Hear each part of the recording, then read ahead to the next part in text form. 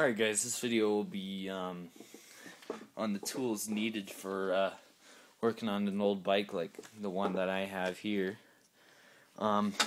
Start off with, you want a good toolkit. Mine is a 154 piece mechanics tool set. It contains a whole bunch of wrenches, a whole bunch of sockets, Allen keys, a bit handle, a whole bunch of bits for the bit handle. So yeah, there are tools laying out of it. That's normally a no-no. I do need to clean that up and double check it. I'll be doing a review on that tool set as well here pretty soon.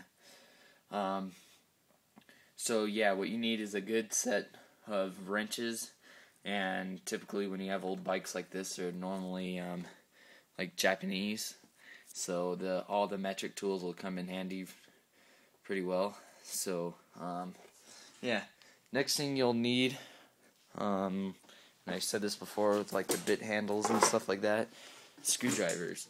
Now if you do have a bit handle, then that's where your deal comes into play. It's perfect because you can have one screwdriver but a whole bunch of different bits.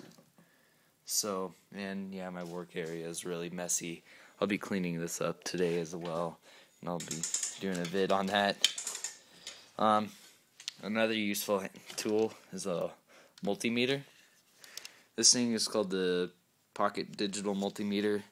It has DC, AC, volt check, ohms, and continuous, I suppose. But what I normally use is I use the DC, and I test voltage of batteries or areas to make sure that there is electricity that is getting to those areas. So yeah, let me turn this off. This thing is actually really nice. I really like it.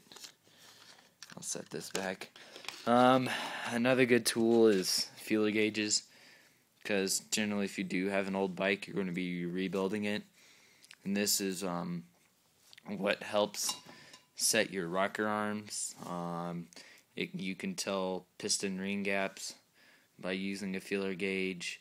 You set points by using feeler gauges, and I mean, you could check spark plug gap and stuff like that. So this is also another really useful tool. Another one, of course, is a spark plug removal tool. This one's a 13/16. It's the one I use. Makes the job pretty handy. I mean, I suppose you can use the same diameter socket, but in there is like a little rubber O-ring that fits around the plug. So it's also another very useful deal. Some sort of penetrating oil always helps, because I'll be getting into that really quick. That's one of the most important factors about working on old bikes, is being able to extract old bolts.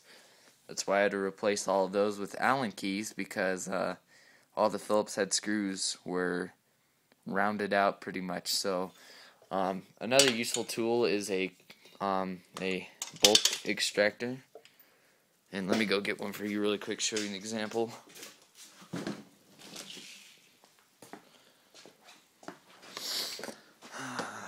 Let's see, I need to clean that. Lock picks. Here we go. I believe these are it. Yeah, here we go. This will save your life like no other, because what normally ends up happening is you get like an old screw, and it won't come out. And even if you use another tool I highly recommend, an impact driver, and even this rounds out the bolt, then you'd be better off buying a bolt extractor and just removing it. Now, what I do suggest is, if you can, remove the tip from the impact driver and get a hammer and place the tip into the screw, and then just whack that tip into the screw, and it'll basically make some new threads. Like, it'll refurbish the old threads to match this fitting. And another thing that also does is it helps loosen the threads by breaking up all the buildup that could be in between them.